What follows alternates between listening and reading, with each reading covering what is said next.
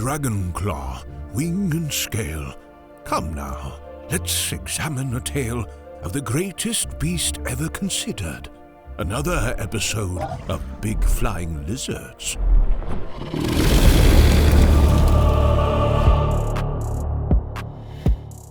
You know, something I really appreciate about this show, House of the Dragon, is that you get to see really the wide range of types of people that really come to power within this show. You get the very simple-minded, I wouldn't say simple-minded, very simple, laissez-faire attitude of King Viserys. But, you know, you have this guy, this crab feeder guy, who has a weird sort of niche, you might say, of just feeding his enemies to crabs. However, would you rather be ruled by somebody who feeds his enemies to crabs or a legitimate pedophile, no matter what way you put it? Oh. There's no going around it. Like, it doesn't matter. Like, yeah, people's like, oh, good for him. He didn't go for the 12-year-old. Or was it 11? I don't know. But he still went for the 15-year-old. So congratulations. Jeez. Do you know what? Are you asking me? Well, here's the thing. I would say, would you rather be ruled by pedophiles? But we already are. Not a political podcast. Well, obviously, I'd rather be ruled by Viserys, but that's because I have context. He seems like a good guy. He's a good guy, but he's like a pedophile. Yeah. We'll get into it. We'll break it down. We'll break it down. Do you have a different take than me? You'd rather be ruled by the crab feeder? Well, we're already ruled by pedophiles, so I'm used to it. I'm not used to it. The devil you know. All right. I haven't quite been ruled by people who literally feed their enemies to crabs that we know of. Well, see, that could be a nice change of pace. It could be. It could really, I mean, what do you think it would do to the crime rate? What do you think? We'll never know. Welcome to Big Flying Lizards, everybody, a dragon movie and television podcast. My name is Austin. I'm joined by one of my oldest and dearest friends, Mr. Bryce Wilson. Bryce, how you doing? I'm doing great. I'm excited. What are we doing today? We're talking dragons. Specifically, we're talking House of the Dragon, Episode 2, The Rogue Prince, which I noticed we did not mention the name of the last episode, did it? Yeah, we goofed up just a little bit. We're getting used to it. We're figuring the pod out. We can't goof up in the first couple episodes. No one goofs up in the first couple episodes of podcasting. Well, through the magic of editing, you're not going to see the worst of our goofs, but you know, it's bound to happen a little bit here and there. I don't know if we should really say that, because that means all the horrible things they do see is considerably better. This is the best of it. So that's what we're able to produce. One thing I did notice that we goofed last week is that we did not issue a spoiler warning on the larger Game of Thrones series. So I don't know. I mean, it kind of goes without saying, and it's also like, if you have existed in this world with an interest in the Game of Thrones universe and somehow have not had that spoiled for you, that's amazing. I'm very happy for you and your they're in a cabin your in Alaska. Compound, isolated from your commune in a compound. But I do want to just say that here, and I don't know if I don't think we need to do that on every episode, but just like, I think we're going to just speak freely throughout this series. Like, anything that's happened in Game of Thrones is on the table to spoil. Here's the thing. You have to directly look at the camera. There will be spoilers. You've been warned. If you have not seen House of the Dragon, Season 1, Episode 2, A Rogue Prince, please pause the episode. Go watch it at the app Max? It's just Max. Max. Go watch it at Max, and then join us back in so you can see what we're really getting into. And Game of Thrones. All of the Westeros live-action content up to this point. Should we save the debate of do they need to see Game of Thrones before they watch House of the Dragon? We have a lot to get to today, so let's save that one for one of these slower episodes. Okay, but yeah, I do think that's worth getting into. Short answer, no, but we can break it down later. No, we'll break it down. Austin, I have a quick question for you. Another one? Another one. What are your thoughts on the opening sequence? Let's get into it. It's pretty good. It's pretty good. The big thing, and I feel like people are split on this. So like there are reasons to go one way or the other. I like the continuity in this Game of Thrones, that it's like kind of the same animation style. Yeah. The openings are very much sisters in that way. Yeah. I do wish they'd composed a new theme.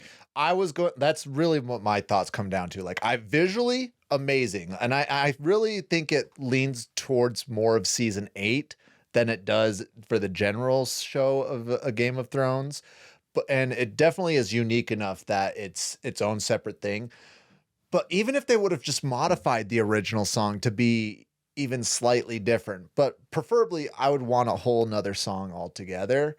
But that's also like such a tall order because the original's such a banger. But is it a tall order? Because like, not as established, they do have the funds. They do have the funds. And let's talk, like, just not deeply into it, but Breaking Bad has a very iconic opening. It's shorter, significantly shorter. And Better Call Saul, like, it's not as iconic, but I still really like it. I love the Better Call Saul opening. Yeah, like, so even though how iconic it was for Breaking Bad, you can still do a separate opening and make it work. Like, personally, I feel like, again,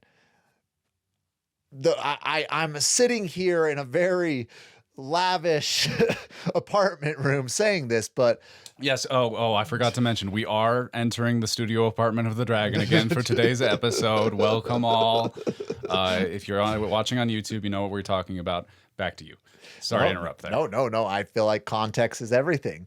But it's lazy. I really feel like it's lazy with how much, again, it's safe. I don't know if it's lazy so much as it's safe.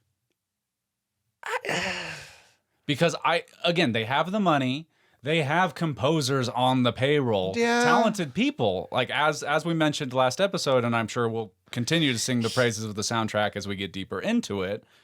They could have made a swing there. I think this is one of their calculated moments where they're like, no, we're just going to take the safe path on this one. Safe, but I also feel like it's lazy, especially because there's so much new material music-wise within the show that they, again, I'm split. I feel like it's lazy, but it was the safe route, but it's also a sign of laziness. Like, they just wanted to do exactly what they did with Game of Thrones, even though there's a lot of ways that they're showing that they are not Game of Thrones. Like, I feel like they're like, if they wanted to be truly safer, they'd want to try to distance themselves as far from the last few seasons of Game of Thrones than what they are, because it just fell off the cliff so hard. But we do agree. We both wish that they'd composed a theme, yes. But I'm assuming that you're into the actual animation, the sequencing. Incredible. Great. Yeah. Like, it's real, like, personally, my favorite part is when they're like, you feel like you're going through the river of blood, like it's like you're in a little boat. I don't know. Yeah, like, and they kind of have some fun with it because it's essentially the same thing happening over and over throughout the whole sequence, but they find different perspectives there and different ways to portray that. And as you dig into the actual meaning of what's happening, it reinforces that. Yeah, like the quantity of blood flowing from one sigil to the next actually kind of means something. It's symbol, like quantity, not the volume, rather. Yeah. I really think, especially watching this a second time through, the amount of symbolism that you see in the show, like there was a lot of symbolism that I was seeing. There's a particular one that I'm excited to break down later with you that I don't know if you picked up on it or not, but we'll get to it. Are we saving? Does it apply to the episode? It applies to the episode. It doesn't apply to the intro, but there's some particular symbolism I think is like very like we'll talk about it.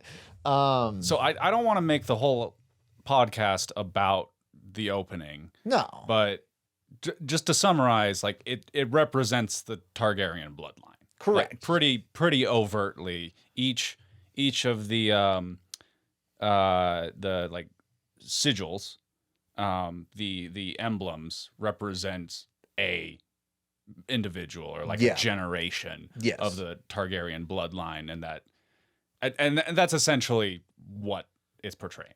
I'd say that, but I also do feel like there is a hint of like there's a saying like the streets will run with the river of blood, like as a sign of like the ill things to come. So Sure. I do feel like even though yes, it's a representation of the bloodline because it's literally a river of blood going to sigil, but I do like, especially where it's going to get We're gonna see some blood. we're gonna see some blood. Like, It's like The Shining with the elevator door opens and it's just like that sea of blood. Like that's the tone that they're setting here. Like, red rum, watch out.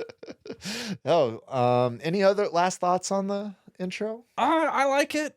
I just wish they'd done a different theme. Yeah. And I feel like that's a pretty basic take, but I'm sticking to it. I feel like we share the same thought. I do hope that they update it though. That's something that I liked in Game of Thrones is it was the same essential thing, and they kept certain animated elements throughout each season, but they updated it as it went along. I'd like to see that. Again, so we want to move on to other things, but I want to touch this real quick. But any predictions on what you think it would be possibly changing? Because in the last one, it would visit each one of the locations that they're going to be going to, like you see within the show. Do you think there's going to be... What I would really love is for them to get super out of the box with it. Where this original one, like the bloodline flowing from one to the next, super cool. I'd love if they did same sort of animation style, but something totally different to like set the tone for season 2. I don't know if we're gonna get that. There's a lot of money involved in that, but I don't want to see them like, okay, well, these are all the new characters introduced, so we're just gonna show blood flowing from their ancestors.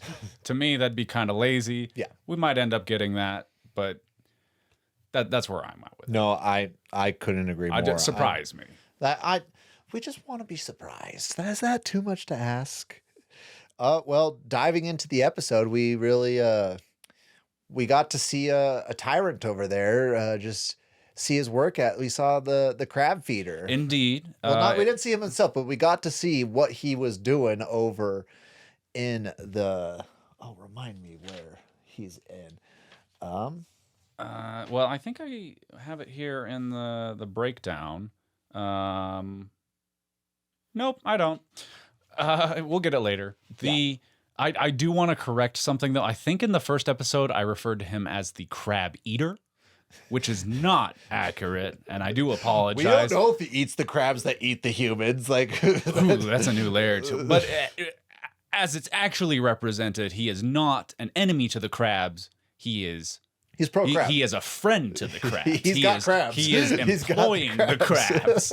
They're on the payroll. So I got that totally backwards. The crab feeder. And we just get a little teaser of him on the beginning and end of the episode. Yes. Well, we just got to see what he's actually doing to the people, and we really got to see him in all of his glory at the very end of the episode. I do love how they're going deep on the nautical look there. And I'm just a Pirates of the Caribbean fiend. That might be my all-time favorite franchise, especially the Gore Verbinski movies. And big Pirates of the Caribbean vibes, like the wet, the dirt, the sandy sticking to the wet skin. You get those kind of like teal against the tan sand, the teal sea against the tan sand. Yeah.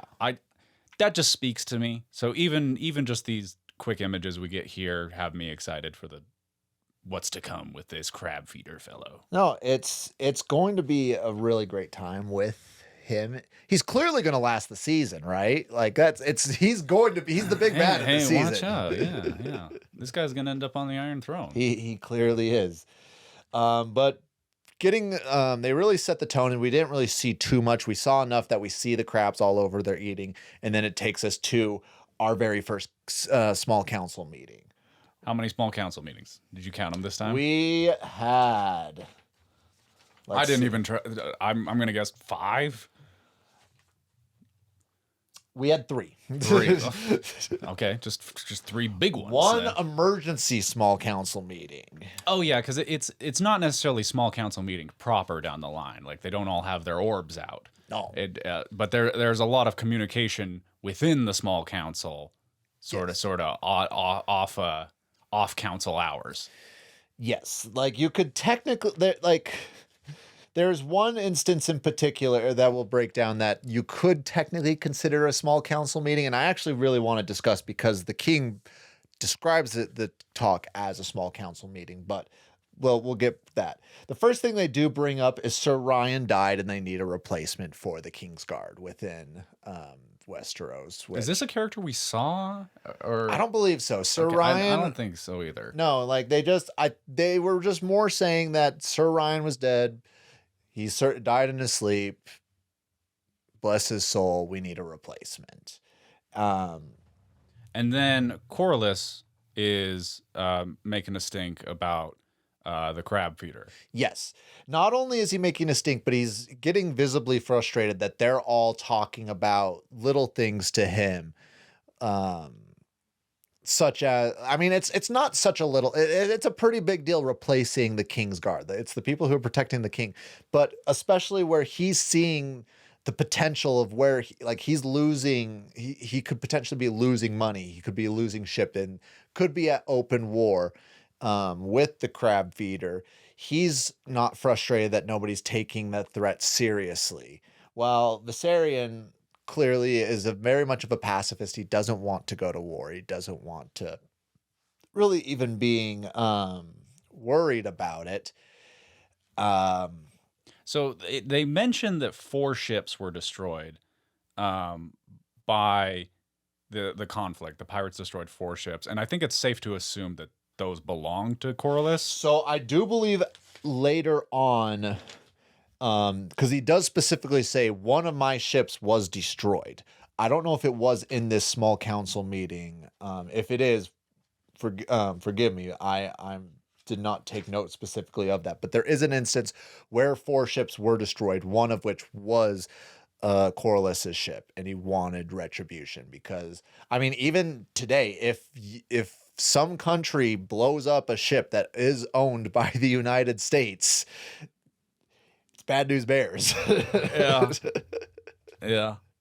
Yeah. So the point is he has grounds to be upset. And as a nautical man, the sea snake, I mean the ocean's kind of his domain, and I think self-made man, as he said. We'll get there. He has reason to be mad. So yes. And we'll kind of see that throughout this episode and the greater season that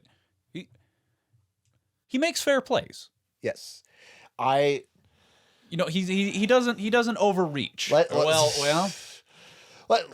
this point. When do we say fair plays? He makes fair plays in the world of Westeros. Let's let's specify.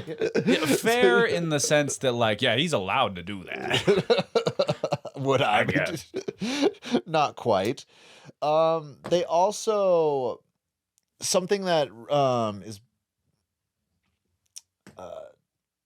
Rhaenyra really wants to come in with her dragon. Like, she wants to send out the dragon, and she really made an effort to speak out in this meeting. Like, she spoke out when she wasn't supposed to.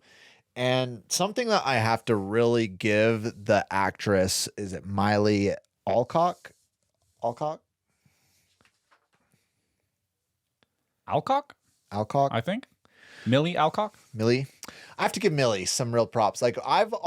Sometimes whenever, especially when you're seeing these powerful women, there's sometimes when you watch it and it's coming off a little too thick and they're trying to portray. I feel like Millie does it and it just flows naturally. Like, she doesn't come across as trying to be too, they're trying to make too much of a point out of it. I don't know if you get that feeling. All of her points when she tries to intersect herself into the conversation, it very much flows naturally. She commands attention of the room, and she does get people agreeing with her. It's the problem, she just doesn't get the people that she needs to on her side, as her dad and Otto onto her side. Yeah, I think she's great in the show. her and Emily Carey, who plays the young Alicent. Yes. They're both really solid. And Yes. I am a little bit grading on the child actor, like teen actor curve there. But they certainly hold their own. Like, I think that they are above the standard set by the previous show. Correct. I would definitely take that point as well. But that's just one of her strong points. Rhaenyra's Millie.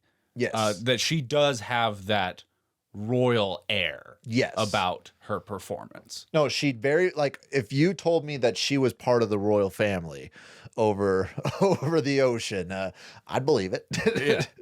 Yeah. One thing to point out, though, right off the bat here, is it's been 6 months. Yes. Since she was named heir. Yes. And by everything we're shown, it seems that her life has not actually changed. No. At all. No. Which I think is really key to point out here. Like she's still the cupbearer. She's the cupbearer. Yeah, it's like it feels like at that point where you're officially like in line for the throne, like you're next up, you should be just attending the small council meetings. Like we shouldn't have to be making an excuse for you to be around and maybe catch some, pick up on some things here and there. Like you should be there. At least that's what it feels like to me. I get where you're coming from, but I'll provide a little pushback. If we just want to recall to a Game of Thrones, spoiler alert, Jon was named Lord Mormont's steward. Essentially being part of the stewards, he was in charge of cleaning, cooking, and pretty much just being the servant for Lord Mormont. And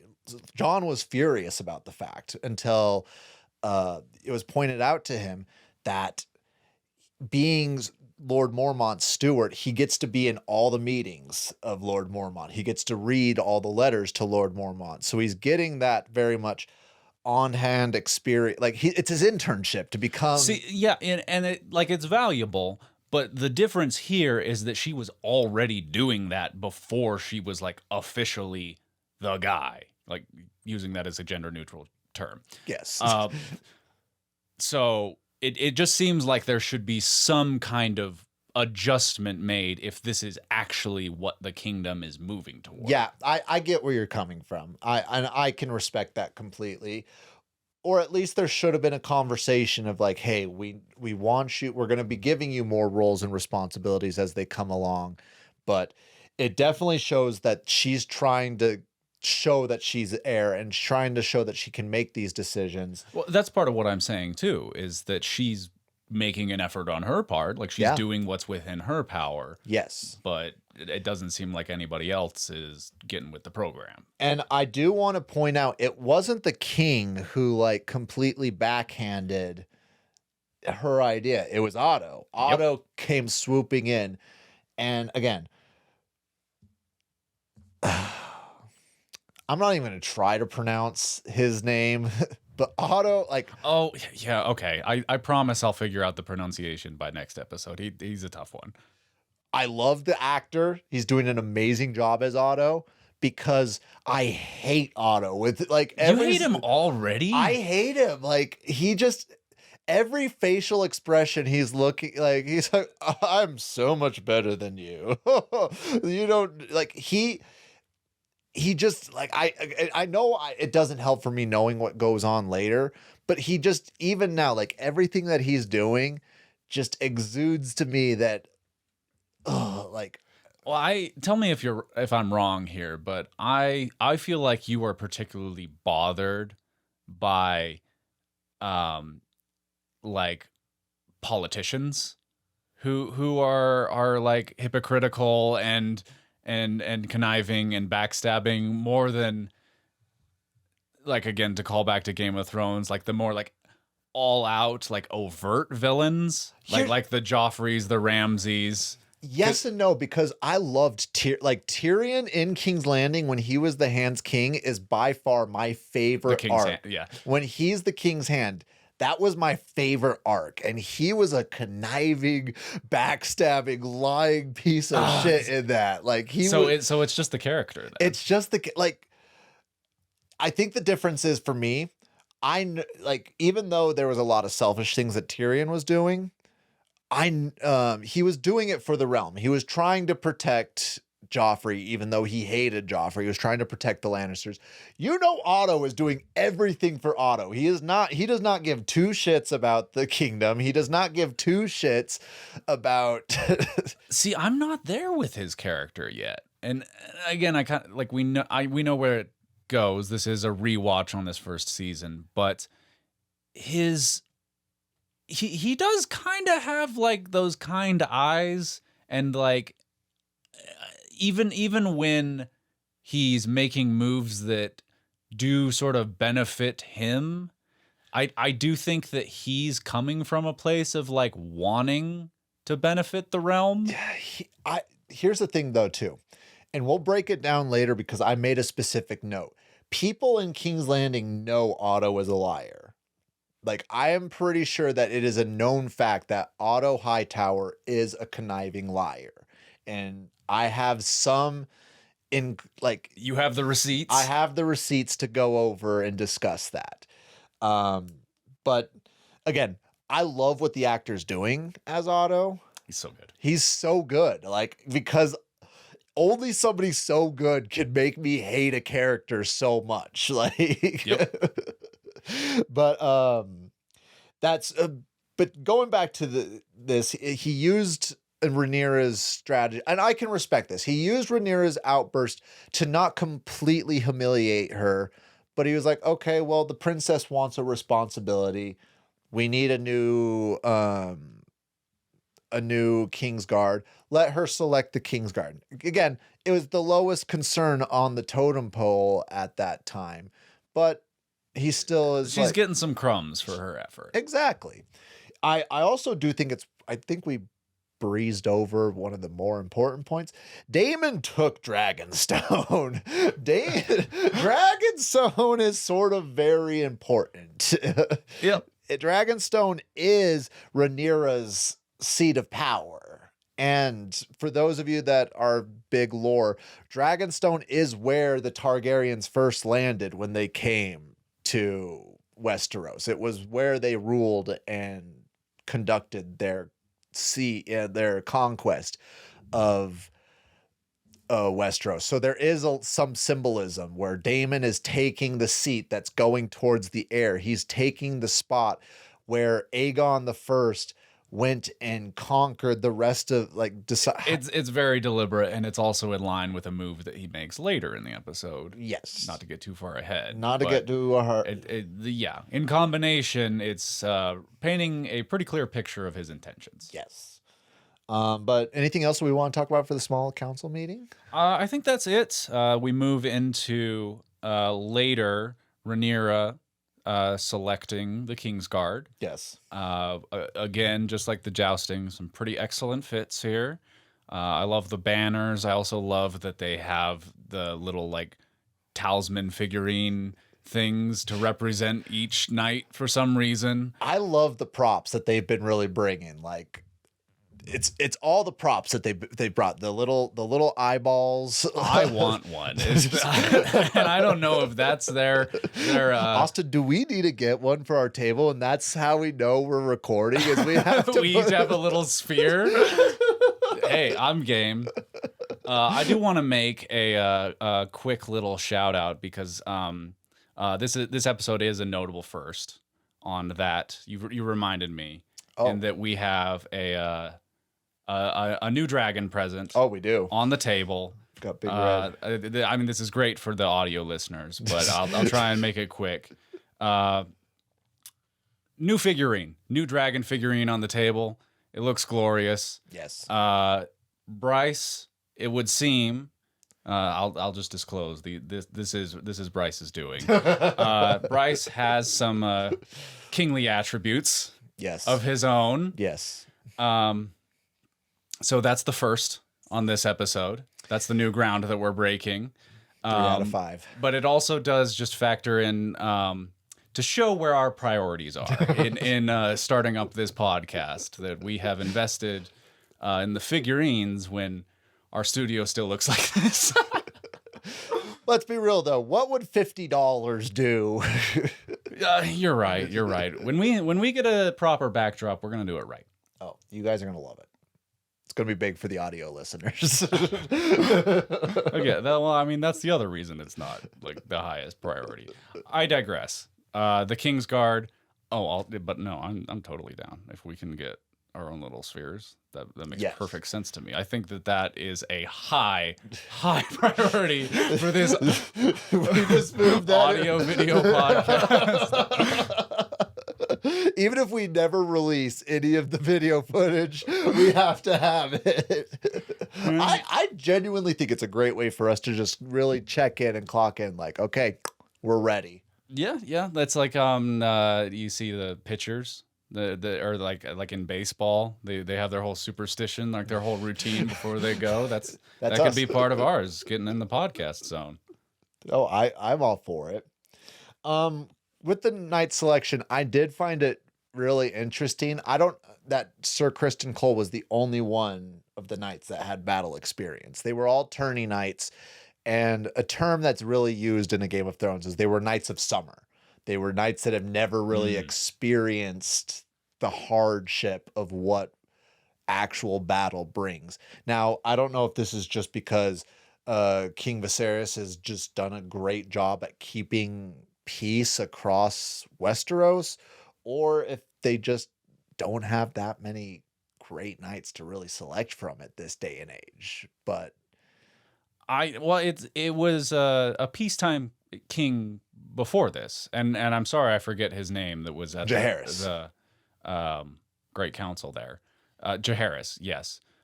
He was a peacetime king as well. Yes. So for more than a generation, the realm has known peace. Yes. If I'm to understand this correctly, which would then make sense that we got peacetime knights. They don't know what they're doing. They're not ready for war. They're doing tourneys. They're going out there. They're playing at war, as to quote Lady Catelyn Stark. They are playing at war when others are fighting wars.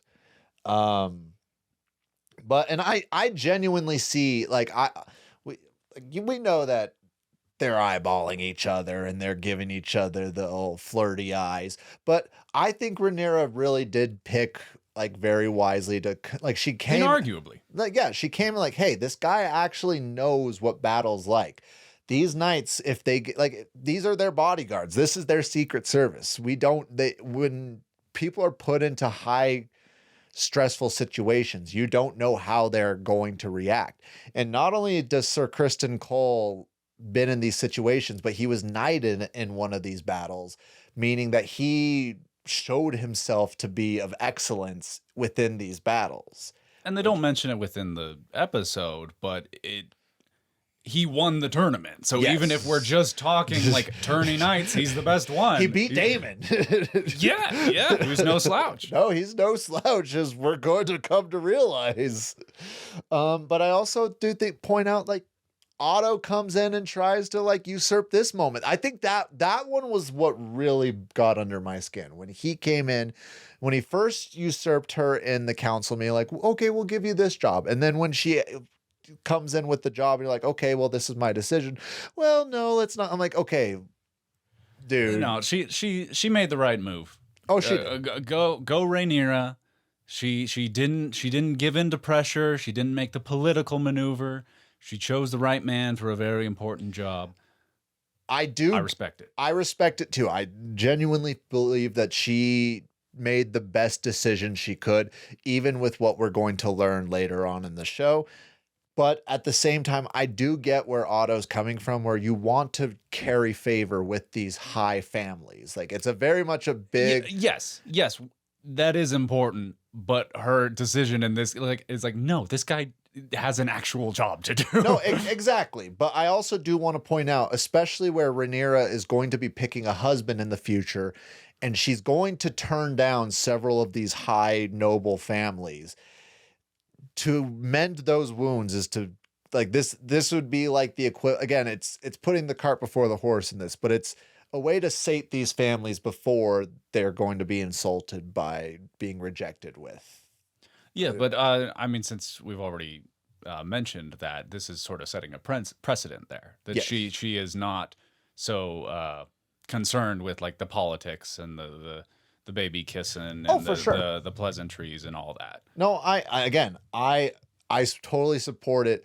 I am just saying that what Otto is saying is not something that we should just completely brush off. It does bother me though, the fact that he just completely tries to like. Well, that's his thing. Like, that's the balance of it, is everything that he says like has a reasonable sort of air to it, and like there's a legitimate argument to be made. He doesn't overstep. He's kind of like Corlys there, just a little more level-headed. Should we talk about the next scene? Yeah, we should talk about the king and his minis. Yes. And I should point out, I love his mini setup of Valyria. Anybody who would say that it's King's Landing clearly doesn't know what they're talking about. If anybody ever mentioned that it's King's Landing instead of Valyria, clearly needs to do some more research and not say stupid shit. There you go. Yeah, just going to throw that out there. Shots fired. At myself. Okay, but he's speaking with Lady Alicent. Yes. And there are some clues in the conversation that they've sort of developed a bond of sorts. Yes, they're close. He makes a reference to their talks, plural, indicating an ongoing thing. And there's sort of a throughout this episode you start to see like a comfort there, that they've sort of caught each other's vibe. Yes. And I do want to point out, like, it was Otto in episode 1 who said, hey, go to the king, comfort him. But I genuinely feel like Alicent cares about King. I don't know if you get the sense when she's talking about, I do feel like she genuinely cares for the king, as disgusting as it is. Yeah. Like, do you want to jump ahead to this or do we keep to the order? I do want to make one point because... Okay, then say what you're going to say, but the greater thing here, put a pin in. Yes. Like, we do see something that I saw a lot of symbolism later on, is he drops the dragon figurine and it breaks. And I see so much symbolism within that point. I mean, are you saying like the dragon like represents the Targaryen house and like Not the strength? I think the dragon represents Viserys. He has the dragon. He is the dragon. And because of his decisions, he breaks himself. Because I in the first, in last time we had this show, we talked about how much of a broken man he was. And I still feel like King Viserys is broken. He's not quite what he was before his wife died, and nor will he ever really be, but he's also not healed enough in a proper way, and he's very much broken in a lot of ways. And I really feel like that dragon in particular represents him. I think you're onto something here, but we're going to put a pin in it. Okay. Because the wrap up to that conversation it happens a little later. The next scene, what are we up to? Last thing. They did make an emphasis that they're not telling Rhaenyra about their talks. Yes. So I mean, that's the synopsis of the scene, is that King Viserys, he talks about how he's felt some distance growing between him and Rhaenyra, that he wishes it wasn't there. It kind of breaks my heart. It's a very...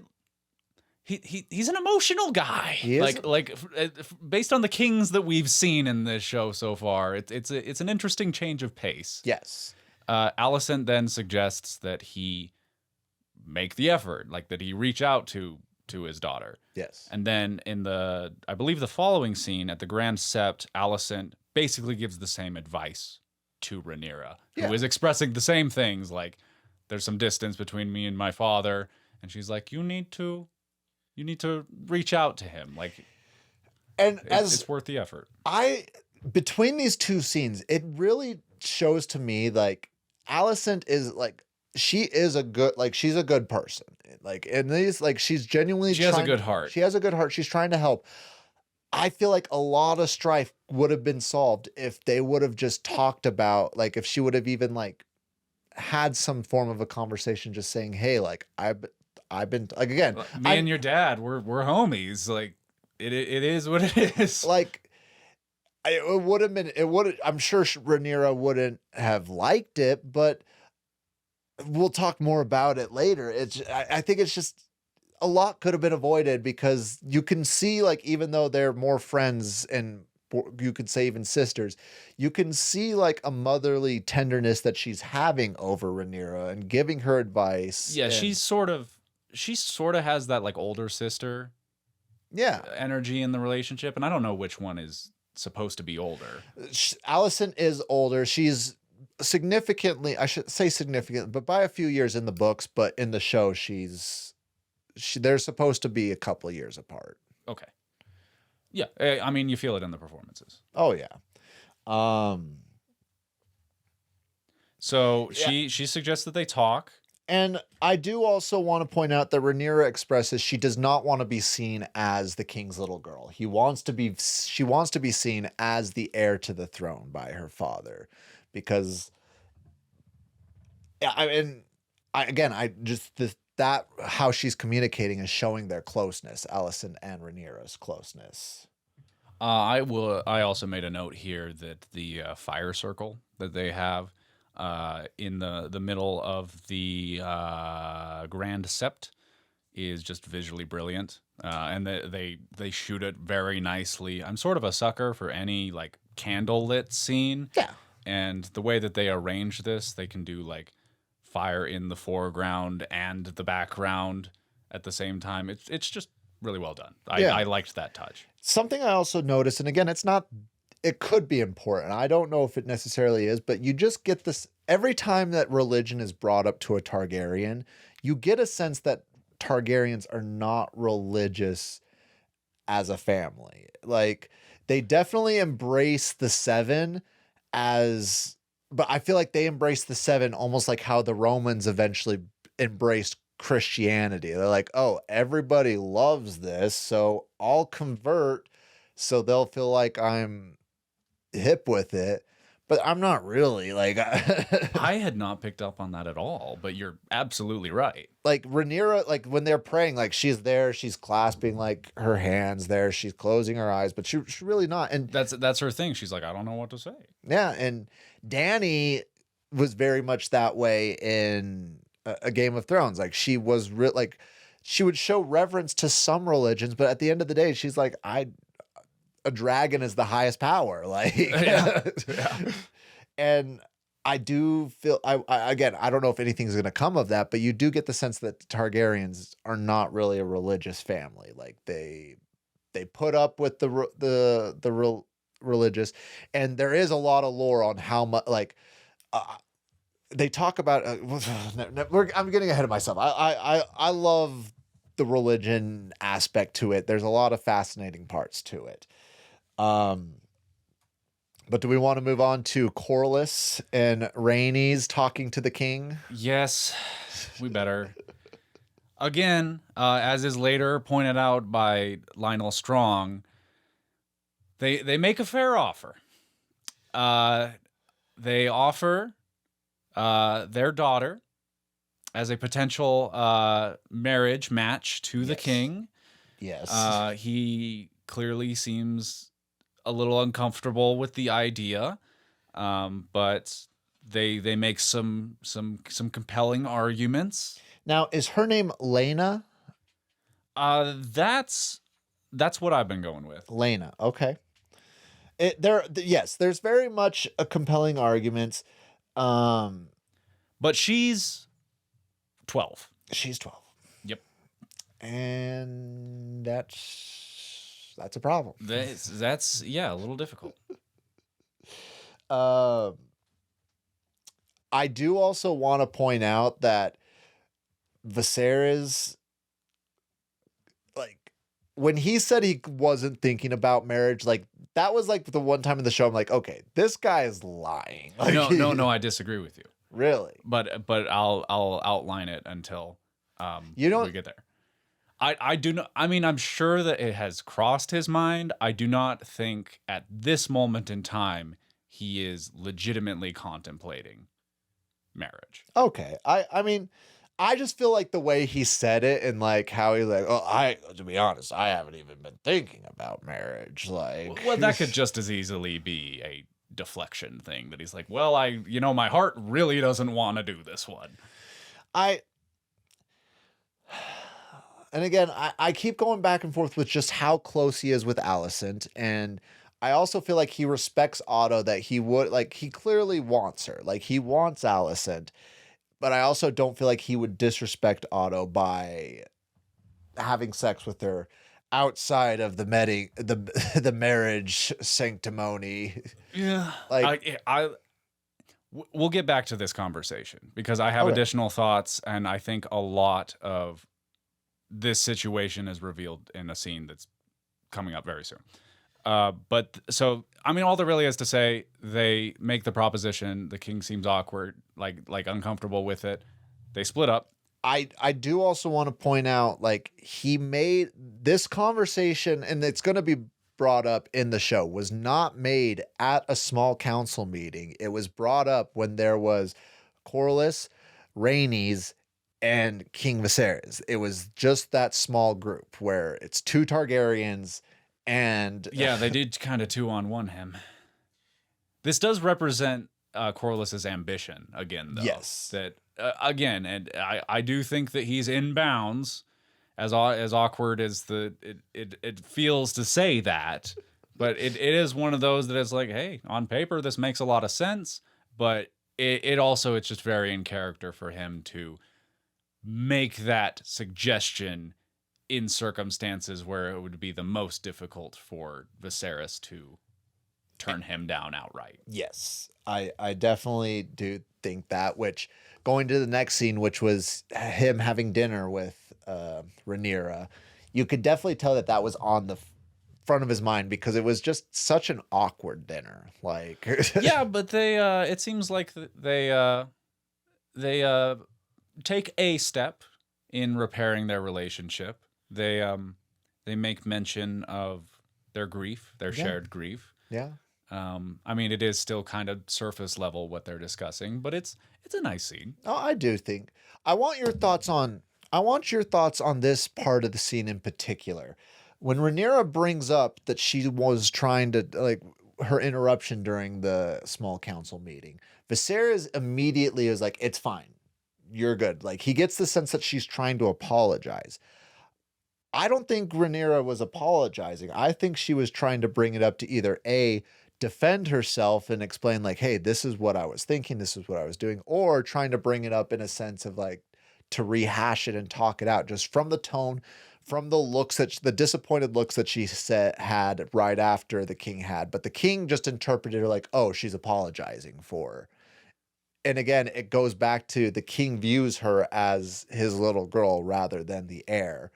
So she, like, I just got the sense that she was coming in, like, he viewed it as she was coming in, apologizing. Like, oh no, you're fine. Like, it's all good. We're good. And that's not the case. Yeah. Like, what's your nail thoughts? On the head, dude. I think you got it. Okay. I just wanted that. I think that's the exact subtext of that scene. I'm noticing though, we skipped over the off the books, small council meeting that occurs, with nope, that's what follows. So we are getting to that now. My bad. Yeah, because I have in big bold letters maggots. We get maggots. Yes. Yep. That and that's one way to go about things. I actually kind of enjoy the, like, absurdity, like the witch doctor thing of, like, medieval medical tactics. Like, oh yes, I got my doctorate over at the old town. To clear this dead, rotted skin, you just simply put it among the maggots, and the maggots will go ahead and eat the dead flesh, and then we'll put this partially clean bandage over the finger. Yes, my lord. This is. See, is that like one of those like snake oil like infomercials of the day? It's like they eat the bad flesh, leave the good flesh. Good is new. Like, is this like this has to be inspired from like our medieval times, right? Like this, like I wouldn't be surprised if this was an actual technique. Because it feels very akin to like leeching. Yeah. Or I watched recently an amazing movie called The Devils. That's about I want to say a 17th century priest. But it's like in the midst of a plague. Okay. And I'm sort of losing my train of thought here, but it does demonstrate like a lot of like techniques in that vein. Like it's part of it. They're like trying to treat somebody like they have like wasps in these like little snow globe looking things, and they put it in and then they quickly uncork it and then like put it up against the person's sore. And like have the wasp like it's gonna sting it, and like that poison will counteract the other poison. So I think that's this seems pretty tame if I'm to believe that movie, which was based on actual events, had any validity. Like if everything I know about history comes from movies, I'm just gonna admit to that right now. But yeah, so I wouldn't be surprised if that was an actual technique. Yeah, no. It certainly has the air of something that would be done. For sure.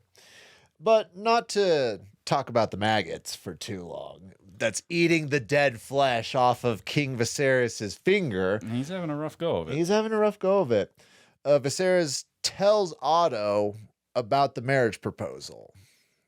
Yes, again, off the books, small council meeting. Yes, off the books. And Otto is like, this is something that should be brought to the small council. And I think it's very significant and almost a little sad that King Viserys is like, I agree. That's why I'm bringing it to the small council. That tells me that the two people he's with are the two he trusts the most within the small council. Yes, but even with the Grand Maester being right there, I don't think he's even thinking about the Grand Maester. I think he's primarily thinking about Otto and how much he... Otto's his main guy. Otto's his main guy, and he like relies on Otto for almost everything. And for me, like, that's like when you have somebody... When you're somebody with that much power, and maybe it says more that it's not as concerning to me for somebody to have that much power to be making the decisions yourself, but to be leaning on one individual as much as he's leaning on an individual to make decisions, I feel like that is dangerous. Like, yeah. I mean, if he was going to lean on one person, it ought to be the hand, but maybe he didn't choose the right hand. We'll see, but... So Otto says, not feeling it. Not feeling this marriage proposal. I don't know why.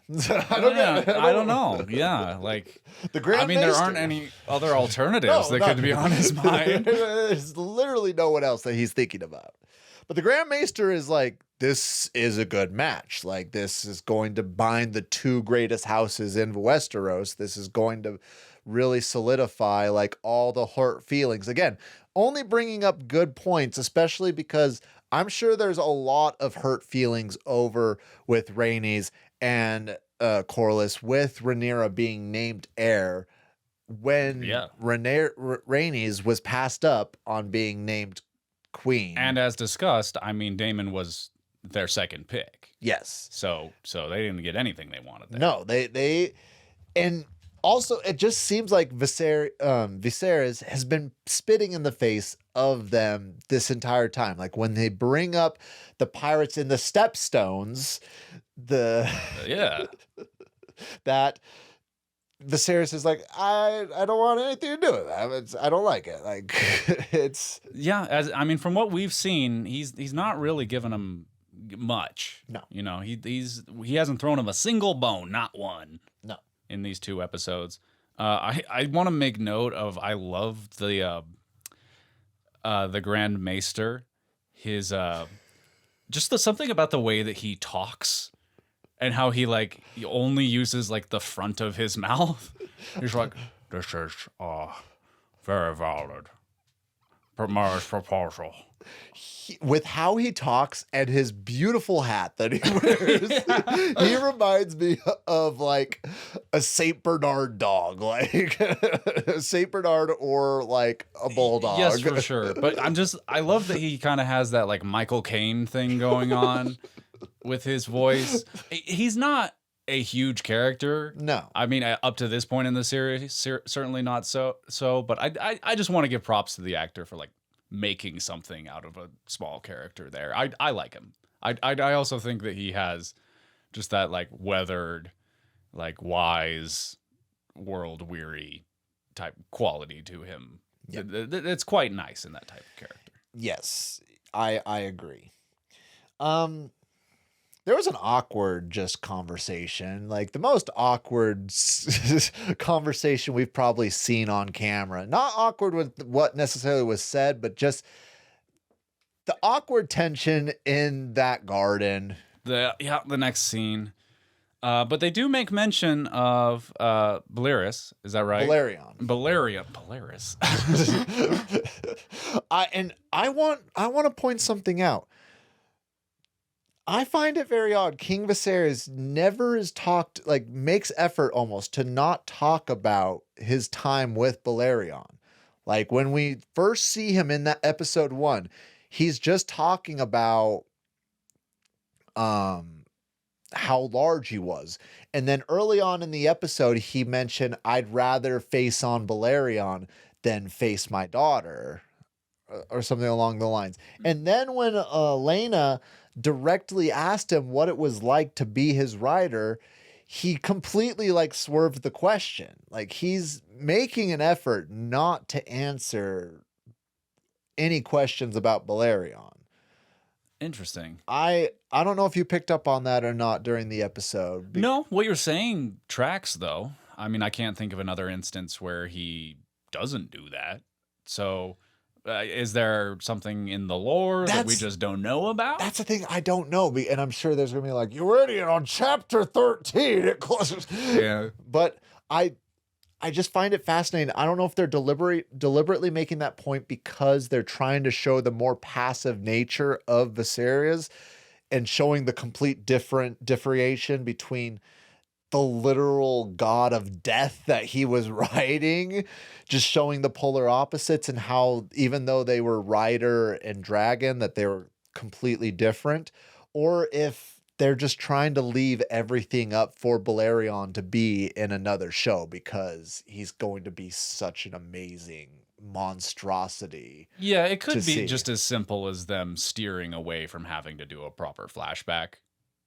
Yeah. But at the same time, I think I made mention last episode that I was surprised to learn that he had ever ridden a dragon. Like, he just doesn't have that dragon rider energy to him. He doesn't have dragon energy. No. He doesn't have the dragon energy. I'm just going to say it. It's like, I can't imagine Viserys killing somebody. Like, I'm sure if he rode the greatest dragon, then he's probably been responsible for thousands of deaths. But that's just incomprehensible to me. I don't with even the character we're shown.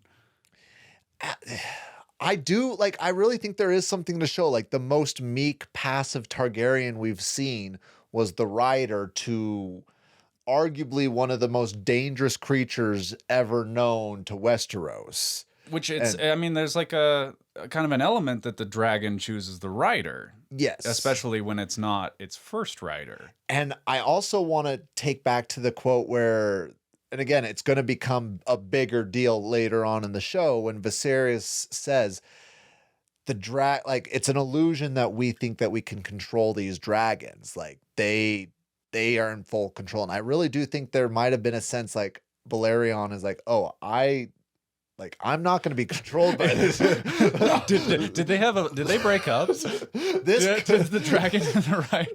This cuck is not going to be telling me what to do. He's going to be sitting and then there. He's like, oh, he died. The Balerion Did I get it right that time? Balerion. Yep. So yeah, he's like still alive. He's gonna show up in season 2. Well, his head's in it. Oh god, yeah, a decoy.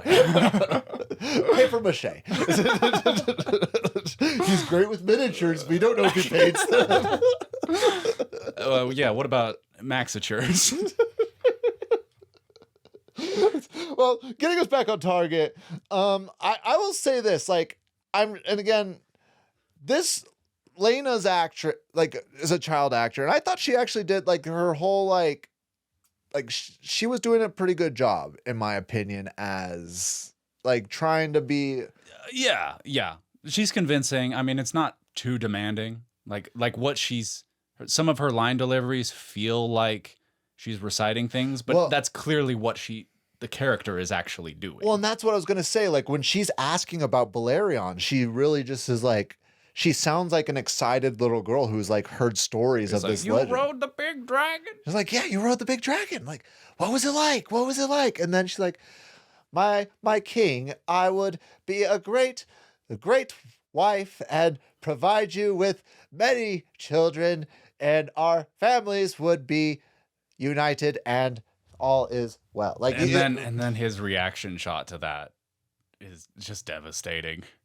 And it's I mean, this is a very big heavy is the head that wears the crown episode. I think that you see that on a Viserys face, Paddy Considine, doing a great job. He's really portraying the weight of what this guy is going through. Yeah. And it's, as you said, he's still like his wife is barely cold. And now 6 months. He loved her. And that's all. And I also do want to point out both Rhaenyra and Rhaenys were sort of like just creeping on the date and just watching. Like. Yeah, which and the thing there is, it's like, I worry that Rhaenyra isn't getting that from the king, and that like all she sees is them walking, and she doesn't necessarily read like his horror at this prospect. But this then leads to one of the best scenes in the episode, if you ask me. Yes. Between Rhaenys and Rhaenyra. And Rhaenys was calling Rhaenyra out, like big time. Like, not even subtly. She was like she was essentially saying, you're not ready. Like, you're showing that you're not ready. You think that you're ready, but you're not ready. Like, you're taking things too personal. You're taking things like, you're not knowing what the weight or the responsibility is. And Rhaenyra's like, actually, I know exactly what this requires. Yeah, she gives her a little sass. She does. And she threw the queen that never was in her face. Like that, like... Yeah, the whole, no, they rejected you. And I genuinely believe that she's one of only maybe 3 people in all that got on the ballot. Yeah. Well, I mean, what I'm saying is Rhaenyra is one of 3 people in all of Westeros that can say to her face, like in a derogatory term, like, you are the queen that never was. Don't tell me what it's about. Okay. Anybody else, Corlys would probably demand a trial, like a duel for her honor. Like, that is a good point. But also what I was getting at, I think, stands that like she has Rhaenys has a point too, in that nobody's gotten closer than her. Yeah. And it just didn't happen. And so she has reason to be bitter and some maybe a little more perspective than Rhaenyra in this situation. And there's a couple things. She told Rhaenyra that she's like, you don't understand how things work. Like, you think you do, but you don't. And I know I already said that, but she almost like for word said that you don't know that, and it makes Rhaenyra angry. She I think Rhaenyra's line is, she's like, when I'm queen, I will make a new system. And then I don't know if it's immediately after that, but seemingly in response, Rhaenys says, and I wrote this one down because it's just an excellent line, that she says, Men would sooner put the realm to the torch than see a woman ascend the throne. Yeah. And just the way she delivered it, the music that was supporting it slapped when she said that. Yeah, and it kind of rings true as like the thesis for this season. Yeah. And then that's sort of indicating where it goes, but there's a lot of truth to that. Yeah. And it underlines like the move that Viserys made in naming her his official heir. Like, this is making him no friends. And I do also want to point out that, especially because it's going to become a bigger deal later on, is that Rhaenys is saying to Rhaenyra, your father knows that you can't take the throne. He's already trying to figure out how to avert that. He does not, and she wasn't saying this directly, but she was essentially saying, like, for the good of the realm, your father does not want you to take the throne. But, and we'll get into it more later, I don't think that's the case. I genuinely believe that he wants Rhaenyra to take the throne, if nothing else, for the love that he has of his first wife. Like, I agree. But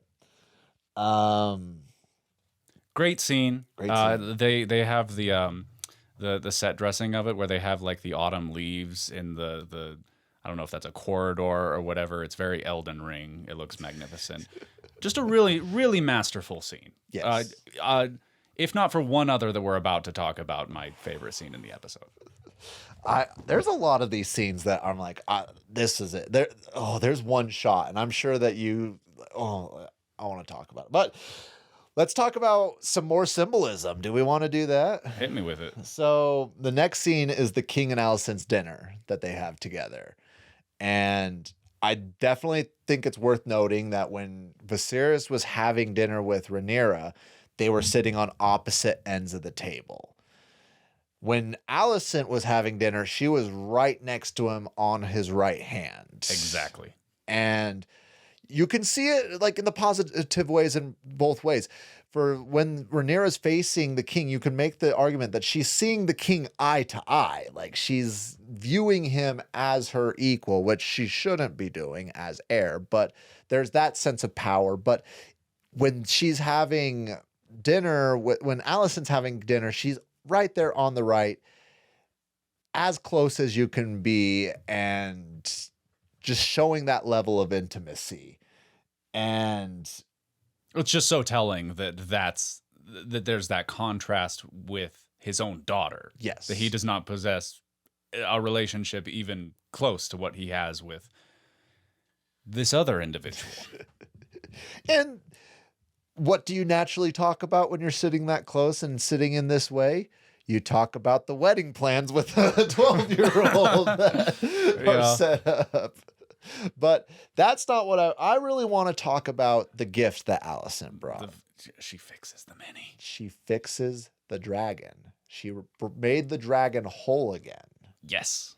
She brings it together, repairs it, and does it on her own volition. Yes. Which could be taken on a symbolic level to represent that her entering the king's life has repaired something that was broken within him. Yes. It also just sort of represents that she gets him and recognizes that he values his minis. Yes. He's a mini guy, something you can relate to. Very much so. And she knows that this would mean a lot to him.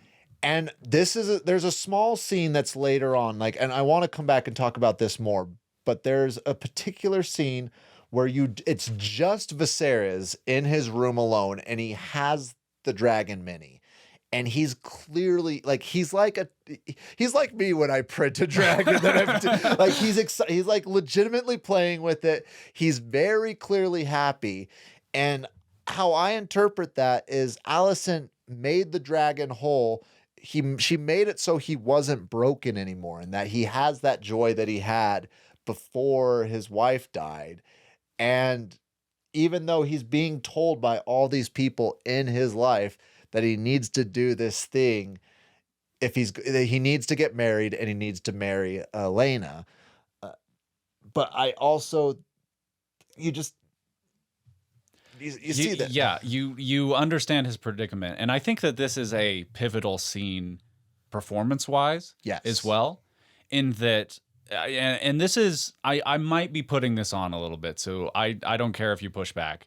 But to me, this reads as the moment where he realizes he wants to marry Alicent. I feel like the discussion of the other sort of creates some urgency and reintroduces that to his thoughts. It's on his mind. Yes. And then again, seeing that she sees him, like she understands that this is important. This is something simple that she could do for him. He recognizes their intimacy. And then, I mean, you can kind of read that on his face, the expression, but the way his voice like goes kind of up and he's like talking in just like very like, oh, that's lovely. And then that is punctuated by Otto coming into the scene and he like clears his throat like, oh, yes, come in. I think he catches himself there. So I could be putting that on, but to me, this reads as the moment the thought actually enters his mind as like a realistic course of action. I agree mostly. I will say that's the moment he fell in love with Alicent. I think the moment, again, I'm biased, but it's such a short scene and you get to see so much of it in there where he's playing with the mini. I think that's when he decides that Alicent is who he wants to marry. To me, that makes sense as the decision. Yes. Whereas this is the this is the origin more so. But I mean, you could say this is where he falls in love. I like labeling it that way. Okay. No, I mean, I feel like we're on the same page there. But I also want to point out there's somebody else's demeanor who changed when Otto came in. Like, Alicent was visibly annoyed when Otto came into the room. Like, and even prior to that, because they're talking about the king's potential marriage to this other suitor. It's subtle. And again, this is like, this actress is doing a really good job. Yes. You can see that in her eyes that at this point, she is entertaining in her mind that maybe they could be a match as well, which is, weird for someone her age to be considering. But in this world where she surely recognizes that she's going to be married off to some royal schmo. Yes. Where she has this person who is the highest position in the realm that she knows is a like emotional, like tender man that she has a legitimate connection to. Like looking at like the potential paths her life could take, it's not hard to see her like wanting this course over all others. Yes, I completely agree. And you definitely do see that annoyance in her eyes. But I honestly feel like she's more annoyed when her father comes into the room. Like if you just like, I went back, like I would just rewind it a little bit and watch. You can visibly almost see like a look of anger come across. And to me, that says that she's doing this for her. She's not doing like, she may have went to the king initially because her father told her to, but this isn't like, this is not Otto. Like this is obviously, like, I'll say it. This is Otto's plan. Like, Otto wants this. This is like what Otto has been working towards. This is his big move. This is his big move. But she's not doing it for Otto. She's doing it for herself. And I'll say it again. That's the reason it's working. It's the reason it's working. You can't beat love. However, Otto calls an emergency small council. Emergency council meeting. Daemon has stolen the egg. Not just, you're right, the egg, the son's egg, the heir's egg. The egg that was selected by Rhaenyra to be the Prince for a Day's dragon. Yes. Which totally ties in with Daemon taking Dragonstone in the first place. He's going for maximum impact. He knows what he's doing. He's trying to get a rise out of the king. So I feel like right now is a good time to talk about that. we were doing some Daemon defending in the last episode. One of us a little more than the other. And like watching this episode, I was like, do I like feel guilty for the amount of Daemon defending, or because like there was several things I'm like, okay, what he's doing in here is like blatantly wrong, but is he doing it trying to usurp the throne, or is he genuinely trying to get a rise out of his brother to get that? Like, is he just trying to get a reaction out of his brother, or is he doing these like very? I think he feels sort of at a loss. I think that he sees his banishment as a major setback. And again, it's like in the first episode where he rounds up the thieves. You know, he's solving a problem for his brother in his mind. Yeah, he's doing the best that he can to make something of himself in the eyes of his brother. Yeah, and where he is now, what can he do? It's like reducing it to like a childish impulse, but it almost just feels like he's like just trying to get attention. And I was thinking about this earlier. Like Daemon probably was, I mean, he's a Targaryen. He most definitely was spoiled when he was probably just a very spoiled kid, but not being the oldest son, and also how like probably not a lot of people gave Targaryen adults probably did not give Daemon a lot of attention when he was younger. That's fair to say. Like, I'm sure there was plenty of people that were giving him attention, but there weren't any of these platinum blondes that were giving him attention. Yeah. I mean, it's the whole thing that it's like, if you don't get it from your father and mother, then it'll never be enough, no matter what source it comes from. Yeah. And I could see that very much being the case. Or you could even just say family. Yes. I do also want to bring up that I know I'm going to butcher her name, but I'm going to still try to say it. That they bring, like in the small council meeting, it is brought up. They do bring up her name, Lady Mysaria? Mysaria, I think. Mysaria. Daemon's whore. Yes. And it is made known that he intends to take a second wife. This being the lucky lady. Because Daemon left a note saying that the king is invited to his wedding. You're invited. RSVP. 2 days. Bring gifts. But we are registered on Amazon. It needs to be the 1-day shipping, though. It clearly is right around the corner here. People are not happy about this. No.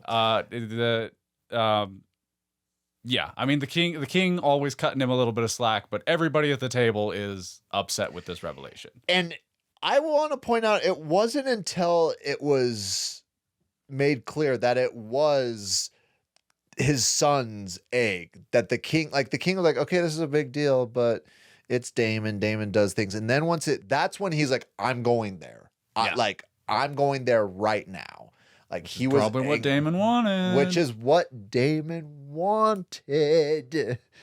And that's when Otto came up like, this is where I get to show my... He's like, no, I'll go there. Yeah, which again, for a second there, when that happened, I'm like, oh, this kind of reads like a selfless move from Otto. Like, this is a dangerous mission. And it makes sense that the king wouldn't, it's probably not one for him to take on himself. But then I remember he hates Daemon. He hates Daemon. And I also think Otto knows that Daemon is not, like, Daemon's trying to just get attention. That's all Daemon is trying to do. Again, I'm not trying to do Daemon defense over here, but I don't think Daemon was going to, Daemon was probably going to threaten, Daemon was going to do, but I genuinely don't think that he was going to kill anybody. I don't think he was going to. Seeing how things played out, yeah. And that, again, reinforced, as we're talking it through, I really feel like it's an attention play. I do think it's an attention play, but I also think I think Otto knew it was a way for him to get some easy cred. You think that Otto saw through it, and he could play up the risk, but he could recognize that this was probably not gonna go to swords. I also don't with how much he hates Daemon. I don't think he wanted to give Daemon the benefit of letting the king, letting his ploy to get the king come work. So, and yeah, I mean, he's also probably in the back of his mind, if somebody's gonna go and kick Daemon's ass, this guy, leave it to me. I've been wanting to for 6 months at least.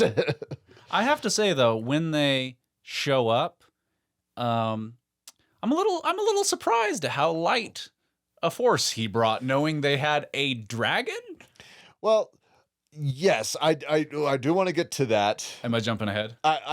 There's a short scene where it's Otto and Alicent, and yes, where they're seeing each other off, and he just is pointing out why are you because she picks at her nails, and I don't know if that's her nervous tick. I don't know if that's just something that's going on, but she picks at her nails, and he just points out for as beautiful of a girl as you are, why do you destroy yourself this way?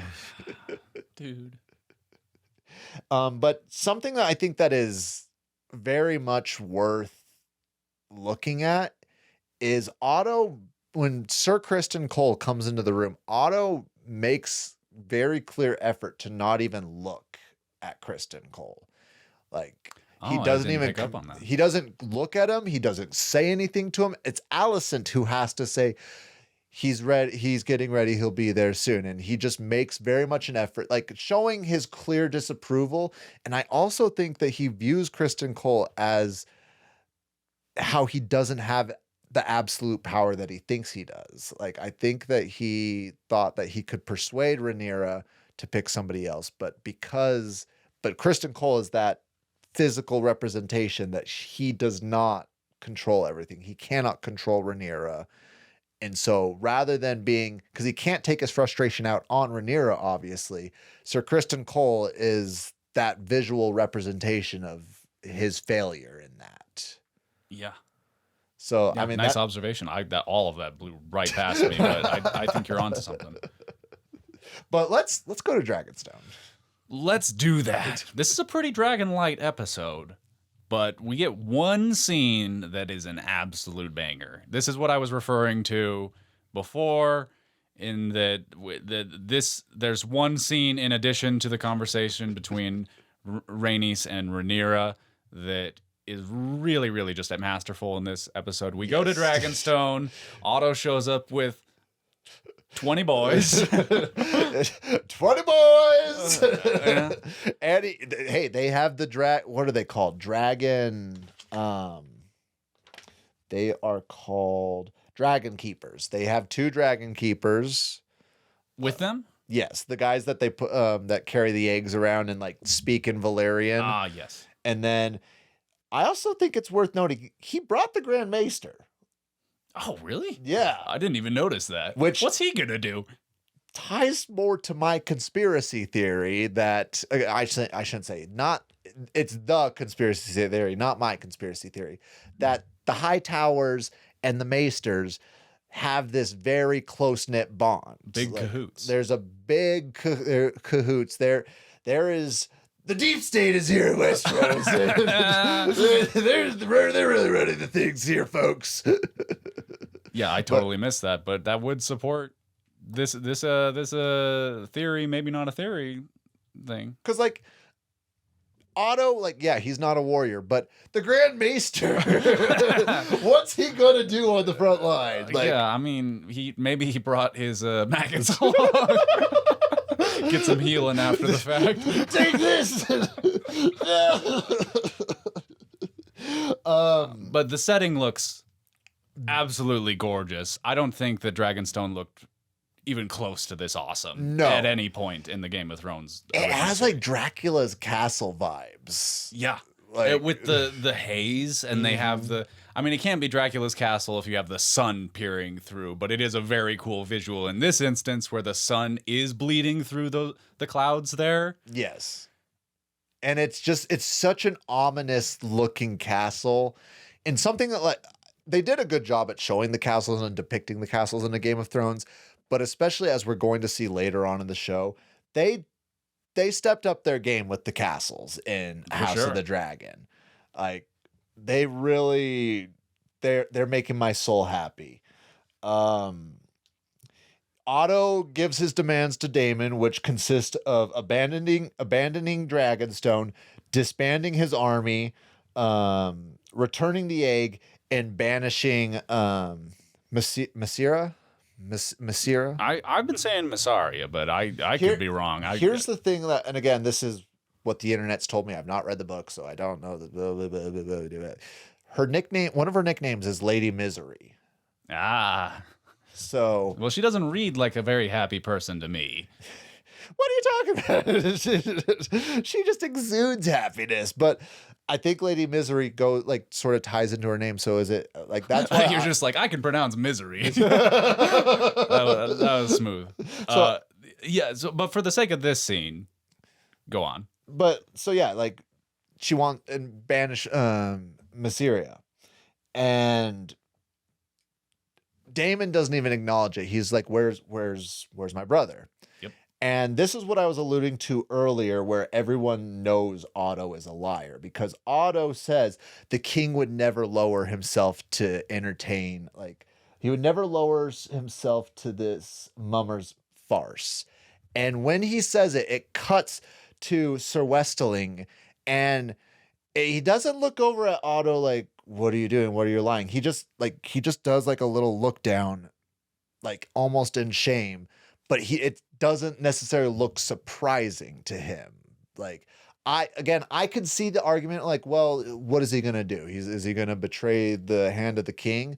But how I read that is he has seen Otto lie before. Like, this is not something that's shocking to. Yeah, it's not a surprised reaction. That good point there. Yeah, it's very much a disapproving, especially what we know of the character. He seems like the very honorable knight, the very much upholding all the good things that a knight should represent. Absolutely, yeah, he has that. He's the paladin. He's got that kind of Abe Lincoln energy. Or wait, no, is that George Washington? Oh, yeah, he's got that good. One of the three good presidents vibe to him. He's got the good boy vibe going. Boy Scout energy. He's got Boy Scout energy. And so when he sees that, he's clearly not comfortable with it, but he's also clearly not surprised at it. I don't know, like, to me that just shows that Otto is like, and especially since Otto is clearly, I don't know if he's it's a blatant lie. Like it's one of the first instances where we, as the audience, are privy to that information. Yes. And at this point, Otto has been acting as the Lord of, like, I'm blanking on the name of it, but essentially what Viserys was in a Game of Thrones. He's the spy master. He's the keeper of secrets. And typically the spy masters in a Game of Thrones are known for being liars. They're known for being very much dishonest, disreputable. Well, you kind of gotta be. It feels like that comes with the job. It does. But when you're handed the king, you can't be a known liar. Yeah. Like, you can't have the people, like, we know what happens when we see leaders be blatant liars and how people respond to it. Not a political podcast. Not a political podcast. I will just leave it there. Okay, but the Daemon does make a remark about his Lady Misery being with child, I believe. Yes. And there was another, like, we got more clarification later on, but there was clearly like a look that she did not know that he had said that. Or that he was going to say that, you mean? Well, because it said, it was like in the letter, it was, she said that. Oh, yeah, yes, sorry. And so she was looking over like, what? Because it was very much, it was focused on Daemon, and then it slowly focused onto Lady Mysaria, and we'll get the names down, guys. There's 8 more episodes. We're trying. Do I need a new sheet just with the phonetic pronunciation? By the end of this show, it's just gonna be. I did reprint them for our YouTube audience. They're in full color now. So what's another go at it? But she storms out. Yes. Or I don't, you can't storm out with that long a walk, but she leaves in a huff. She does. Things escalate. Daemon, like, as much as I love Daemon's character, and I think this is why I love Daemon's, like, he's clearly crazy. There's very much a level of insanity to him, because he's like, here's the egg. You want the egg? Here's the egg. This man has dragon energy. Full, 100% up. Not only does he have dragon energy, he is dragon energy. Yeah. From this point forward, when we refer to dragon energy, this is the image that we want you guys to conjure. No one else. Not a one. Certainly not someone from our reality. No, not at all. But you're right. Things start to escalate after that point. Swords are drawn, and at 36:08,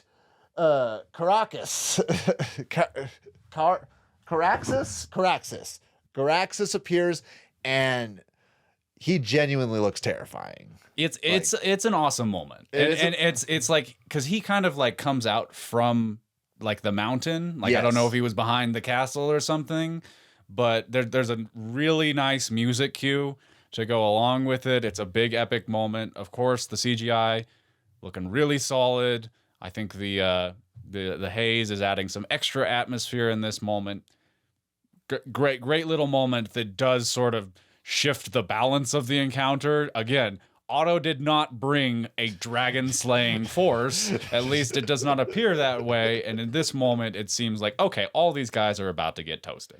And again, I know we mentioned last time when he flies, Caraxes sort of flies like an eel through water. And you can see as he moves, he does have like a snake-like serpentine movement. And I love that. He reads so wicked. He is an evil dragon. Like, he is very much like Daemon. I know, like, I still, like, I see the good, that's the sliver of good in that. Nope, not his dragon. His dragon God. His dragon is evil. Like, Daemon's the positive influence in that relationship. Daemon is what's bringing the light in this situation. But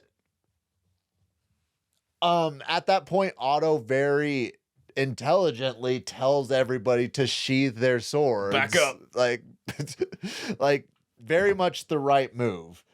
And which leads to 37:23, when our girl, the heir to the throne, Rhaenyra, comes flying in. Da, da, da, da.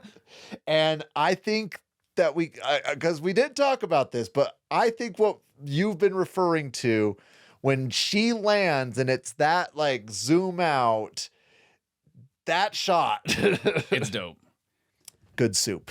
And then, so Rhaenyra dismounts. Yes.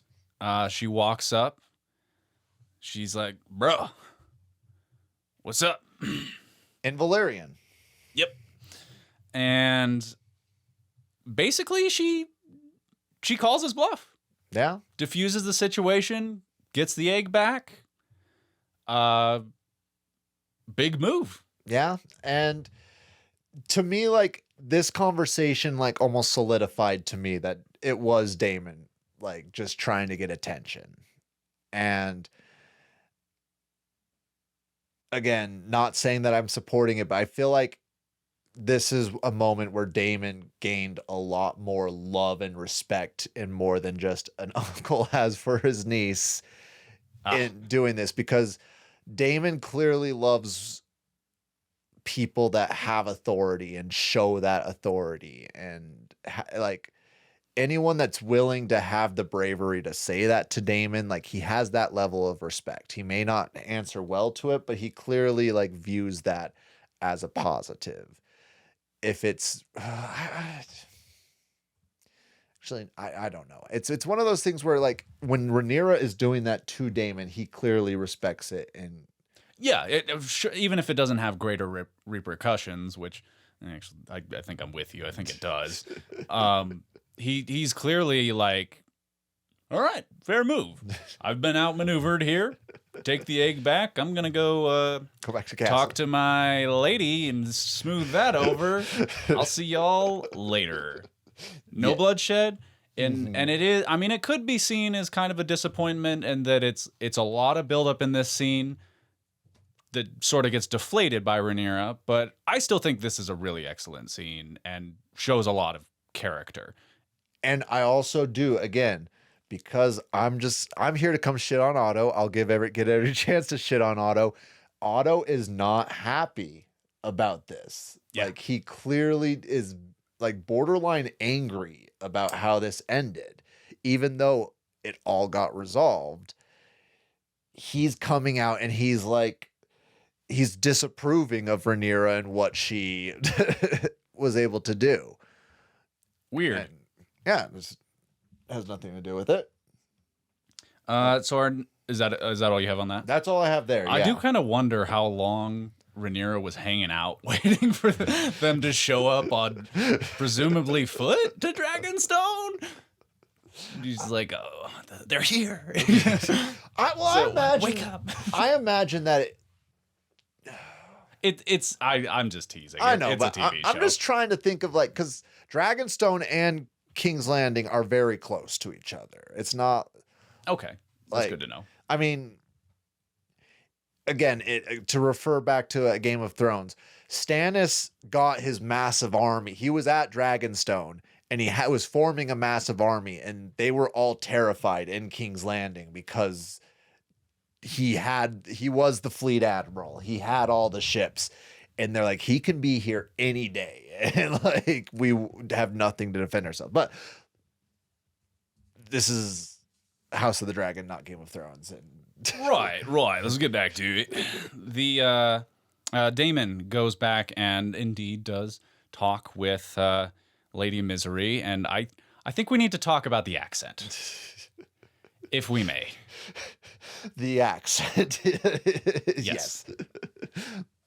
How are we feeling about it? You know, I talked about how everybody is doing an excellent job in the show. See, I don't think it's her. Because here's the thing. That is not the actress's accent. Oh, for sure. No, like I double checked this morning, and I watched some interviews with her from around when this aired, and she speaks perfect English.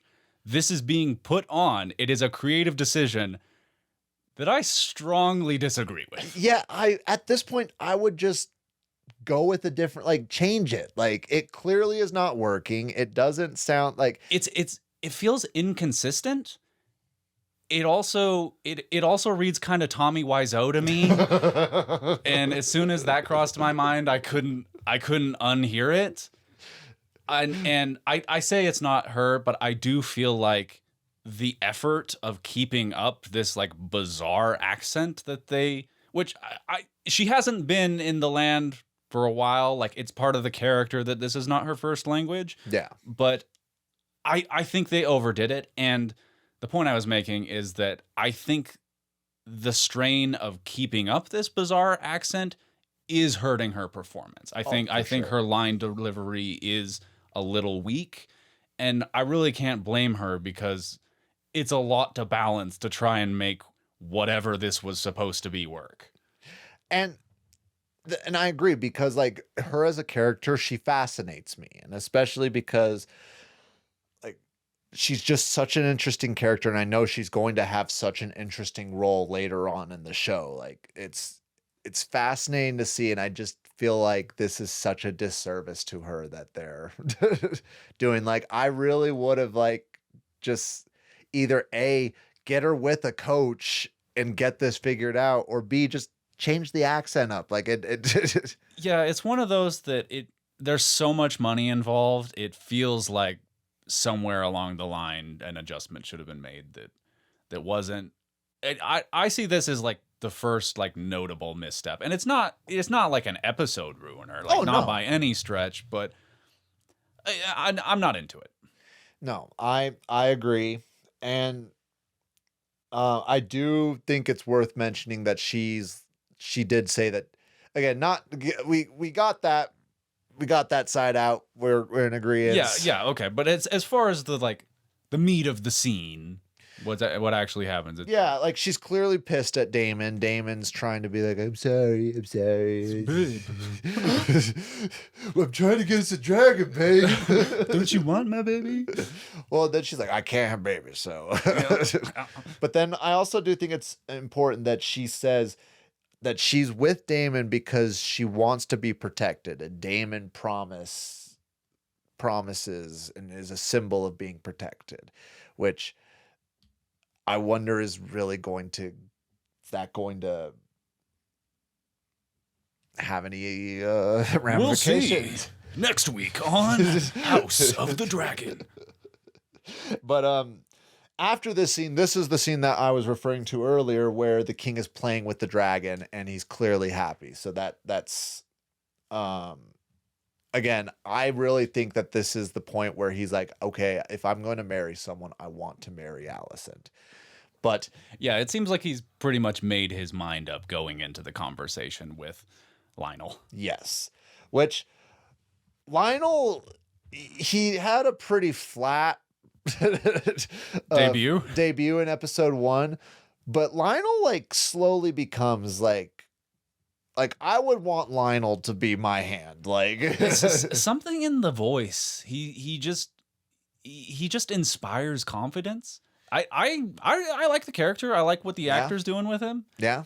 So just to lay out the scene, Viserys goes to speak with Lionel one-on-one to get I forget the exact word he said, but like an uninvolved opinion, like an honest opinion on should he marry Corlys and Rhaenys' daughter. Yes. But yeah, love the actor. I haven't seen him in like anything, but I looked it up and apparently he's like 43rd build in Napoleon, the Ridley Scott movie. So he's somewhere in there. Yeah, okay. Well, I'm glad he's getting work. But I think he's a talent. He's good for Game of Thrones, and he, like you say, he does seem like the of everyone on the council, he almost feels like the one that you can go to and just trust that you're getting. Yeah, like honest, opinion and advice. And again, I haven't read the book, so I don't know how he is in the books, but everything that he seems to be doing and working toward, he's not trying to better his own house. It seems like he's trying to think of everything calculated, what's best for the realm. Like, the realm. The realm is what's most important. But the scene plays out, and Viserys lays it all out there, and Lionel lets him know. He's like, man to man, I think you should do it. Like, I think that this makes too much sense for you to ignore. You had your marriage for love. Hope you enjoyed that. This is what it is now. And I mean, it's clearly not the answer that the king wants. Yep. But this sort of, and I think obviously he's going to be upset in this next scene, but I do think that conversation has some lingering like levels of the emotions he's feeling is raw when Rhaenyra returns from Dragonstone and the king. Well, yeah, I mean, they lead immediately. This scene leads immediately into the next. Yes.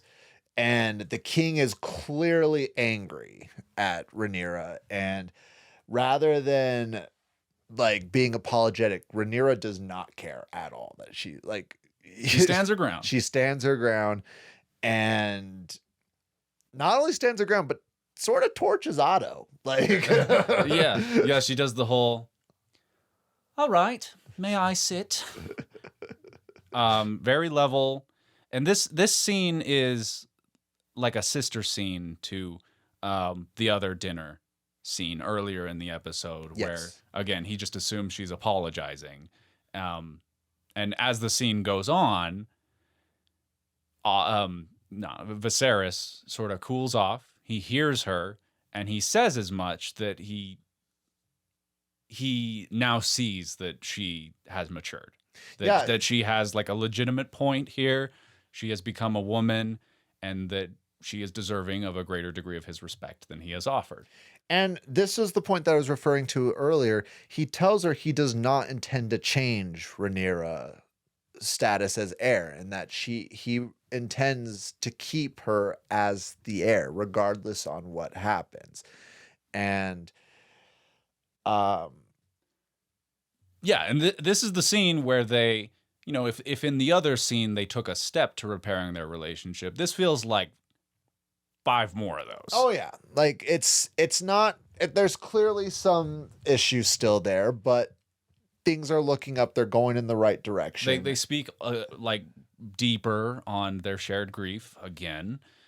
And they also just, he comes out and says it. He's like, I'm a little uncomfortable about this, but I'm going to have to marry again. And she's like, I know. She essentially consents to that fact in the abstract. And I'm just so happy that they're coming together, and that there's nothing in this episode that's going to really just destroy all this work. No, like nothing that could happen in like the next scene. Which is coincidentally the small council number 3 that we have in this episode. Yep. Orbs on the table, and big headline, Viserys announces he is going to marry Lady Alicent Hightower. Oh. Gaffs. Nobody's happy about it. Maybe Alicent, but yeah, literally no one is happy about it. I do also want to point out the king was very confident going into this. Like he had very much his stoic pose where he was standing looking over the city, and part of me is wondering if, as he was looking over the city, is he having this scene to represent, like, he's thinking about, do I make the decision for the good of the people, or do I make the decision that's good for me? And I will make this argument real quick in defense of Viserys, that the last time we saw him make a decision where he had to essentially make a decision for the realm and not for himself, his wife died. Like he was pressuring on having a male heir, and that led to his wife's death. So we've already sort of established that he doesn't want, it's not that he didn't want to be king, but he hasn't really had the temperament to be king. And he made a decision not as the king, but as a Targaryen. He made the selfish decision that made everybody upset. It made Corlys upset. It made Rhaenyra upset. There was only one person in the room that visibly approved of the decision. Take a guess. Otto, my boy. Yeah. Otto was so unnecessarily smug in that scene. And I don't think he could help it. I know he couldn't help it, but I know Corlys is one of my favorite characters in the show, but if I saw that look on Otto's face, I would have stormed out as well. Absolutely. I don't think Corlys has any, other than the fact that he's trying to marry off his 12-year-old daughter. I don't think that it's a different time. Doesn't mean that I have to be like all on board over here. You're right. But he storms out. He's clearly not happy. Nothing is going his way. Yeah, and I'm sure from his perspective, it's like, hey, I have been trying and trying and trying, and just like I'm running up against a wall every which way with the king here. And the king is clearly not doing this to personally against Corlys, but at the same time, the king is. I have to say, the king has to be stupid to not see all the things that he's denying toward Corlys. It's a tremendously selfish decision that he makes. Yes. And all these decisions are going against the favor of Corlys. And it doesn't seem like it's a coincidence at this point that the king is just like, okay, I don't care what you say. Like it's not like you. Yeah. So in regards to Corlys, I mean, that's overt. Like he knows that he is slighting him by making this decision. I think the thing to dig in with this scene is, to what degree does he appreciate how this is going to affect his relationship with his daughter? Yes. And again, this is just like stupid man brain. I genuinely don't. Well, actually, I don't. Do you think that he was going to think that was going to affect the relationship as much as it ends up? Like, obviously he didn't think it was going to, like, that relationship was going to be affected as it is in the future. But do you think that he thought that the friendship was going to be ruined because of this? Between his daughter and Alicent? Yes. Oh, geez. I mean, King's got a lot on his mind. I think that he'd be more concerned with his own relationship with his daughter. For sure, but he knows that Alicent is Rhaenyra's best friend that we've seen in the show. Like, well, they make a point of clarifying that early in this episode that Rhaenyra is not privy to their relationship. Yes. And part of this is just that there is distance. At the start of the episode, there has become some distance between her and her father. Yes. But both of them are conscious enough of, like, keeping this thing kind of a secret that we have to assume they both understand it would be a little uncomfortable for Rhaenyra to hear. Yes. But I think that Viserys interprets Rhaenyra's consent a little too broadly. In that I think that her saying, like, you are the king, you got to do what you got to do, and it's probably just because it's what he so desperately wanted to hear. Yes. I think he interprets that as like a go for it. Do what you want. You know, it's a blank check. It's you got to do, like, you're the king. Like, your decision supersedes whatever my feelings are. Yes. So, again, a tremendously selfish decision. I think he had convinced himself that this would not shatter his relationship with his daughter, but I feel like he should have been a little smarter than that. Well, you know, King Viserys has not, I mean, he's only shown that he's the most intelligent person in the show. That's the thing. He's pretty smart. He's smart, but he's not. Like, yeah, he's not fit for kinghood. All he wants to do is stay in his room and play with his minis. That's all this man wants to do. Listen, and we get it. But as far as, like, him being the king, I think we side with the throne on this one. He's slipping big time. Yeah. Yeah. And which this next scene that comes up is honestly one of my, like, it's obviously there were some incredible scenes, but just being on Driftmark, the meeting between Daemon and Corlys, like, I actually, again, it had that pirates vibe. Yeah. There are some, like, nautical, just sort of, like, scene setting shots that, of course, I was all about.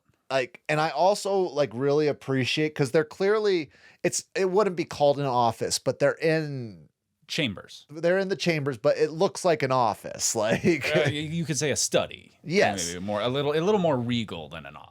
Like, there's a desk, there's some, like, really unique treasures all throughout the room that I think is a way to try to illustrate, one, the unique, like, the unique position that Corlys is in, and two, that he is the wealthiest house in Westeros, like that he can afford all these treasures.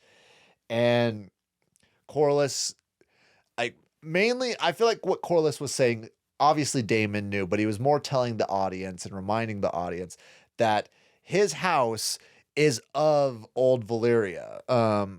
Yeah, we sort of get his origin from his own tongue. Yes. As he tries to red pill Daemon with this really, really excellent monologue. Yes.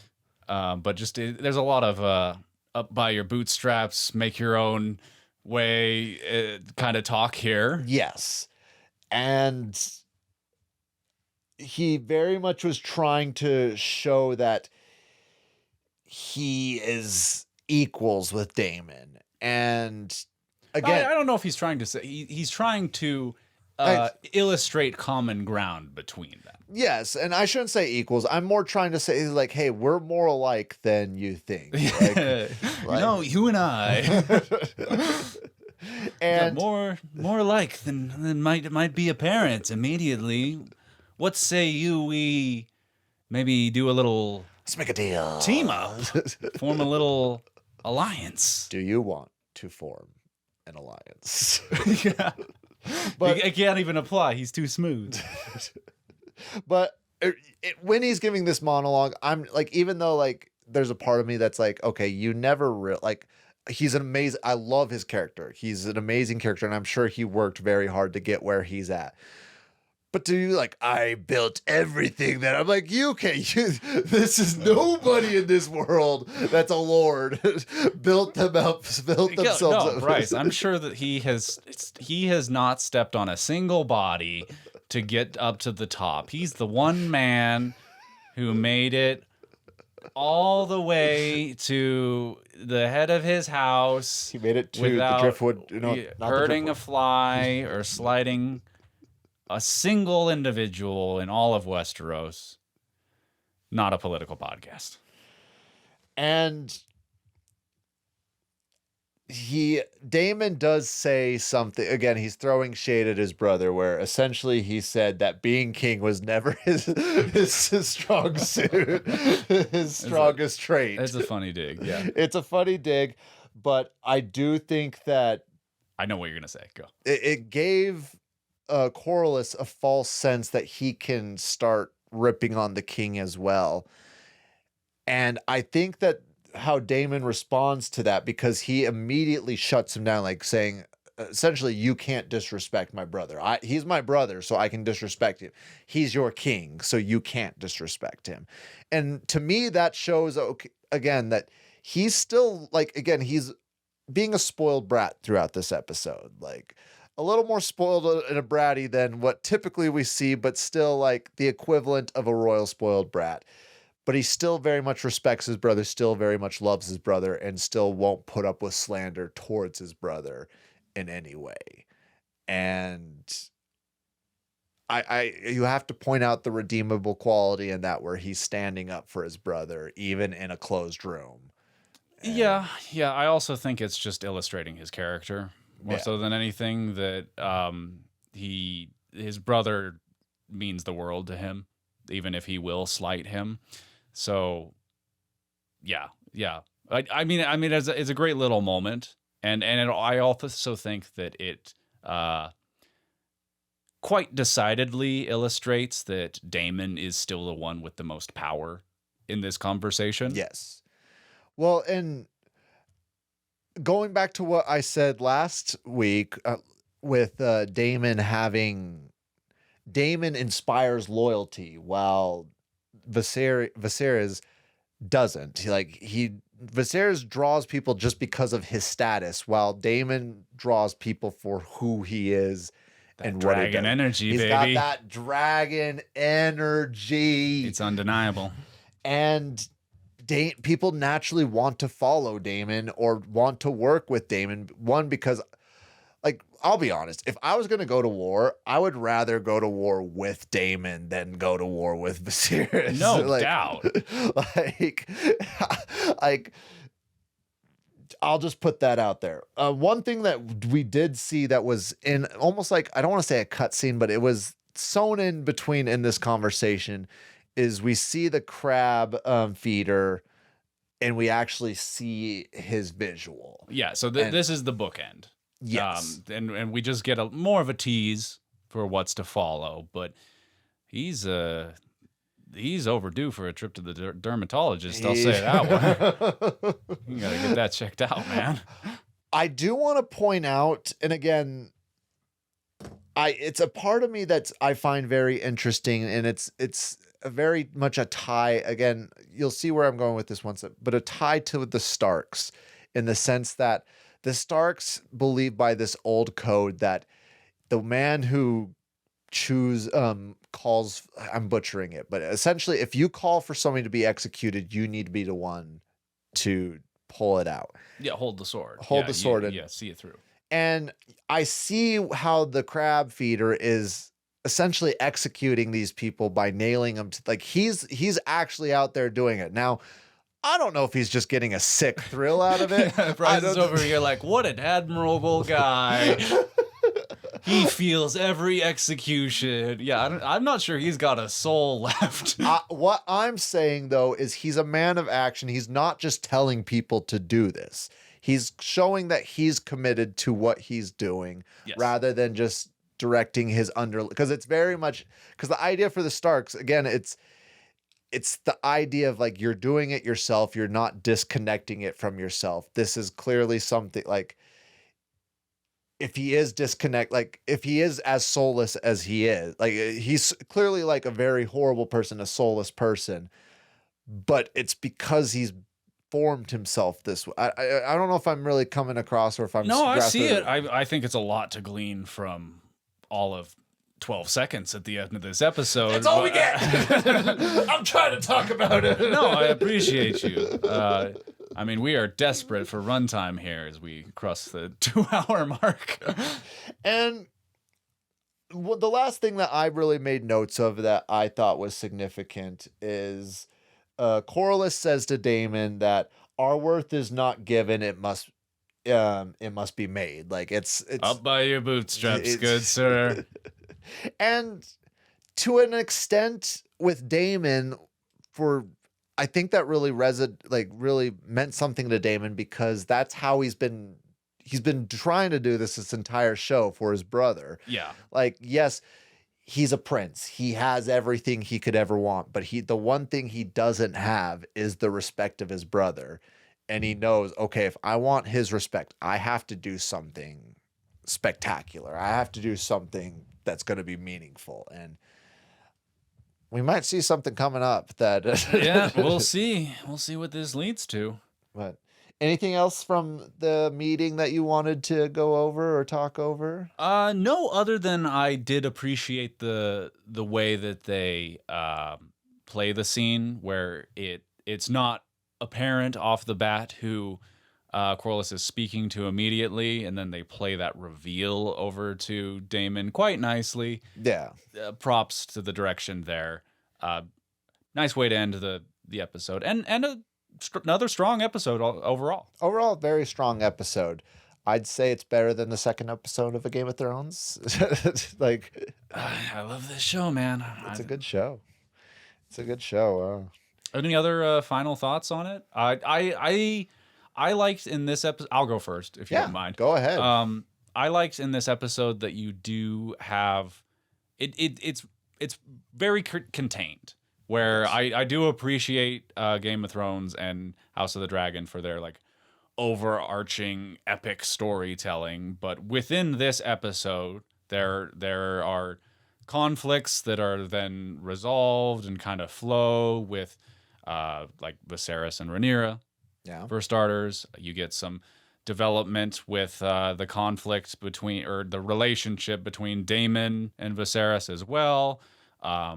The progression to Corlys's the place that he ends up in this episode is like there's a very clear progression from where he's at the beginning of that small council scene, the slights against him throughout that lead to him going kind of round the back, some unsanctioned channels. Yep.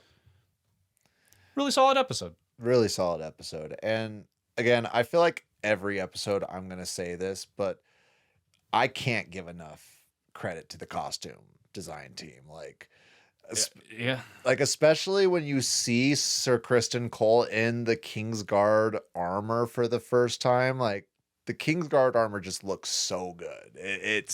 They legitimately look like, again, not to get all Dungeons and Dragons on it, but that's what what you expect a paladin to be wearing. That heavy plate. It's the heavy plate, but it almost has like a divine look to it. It's like that white and golds that's going on there. Is that like weirdly clean look that you can only get as a peacetime like castle guard. Yes, like very much that that they're spending hours and hours cleaning it, even though all that's getting on it is the squires.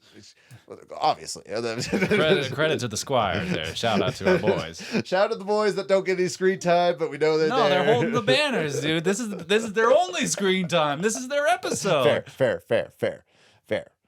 No, I'll always credit the costume design team, and they just look incredible. And yeah, I genuinely enjoyed it.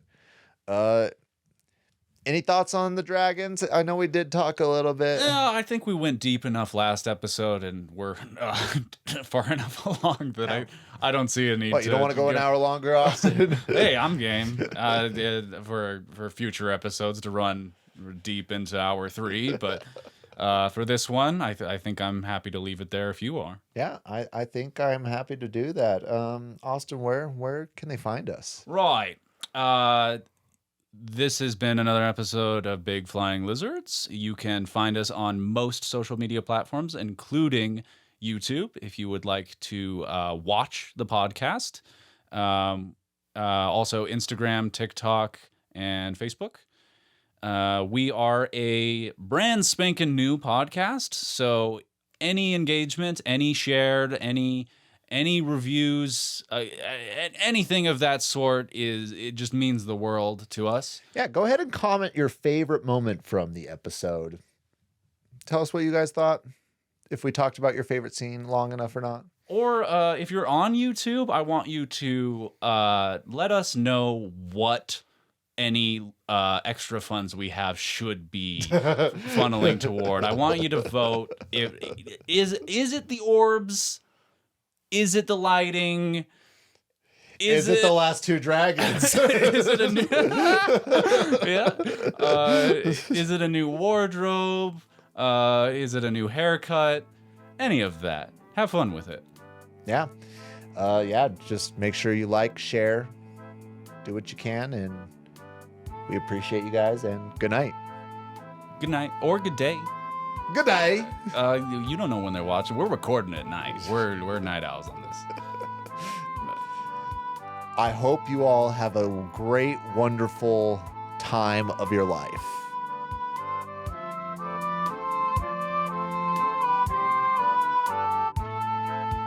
That's all for this week's Dragon Lore. Takes cold and hot, spread shore to shore. Enjoyed yourself? Please join the squad. Follow on social media at BigLizPod. And one quick reminder before you go, to rate, review, and share the show. Thank you for listening. It means a lot. See you next week, same time, same spot.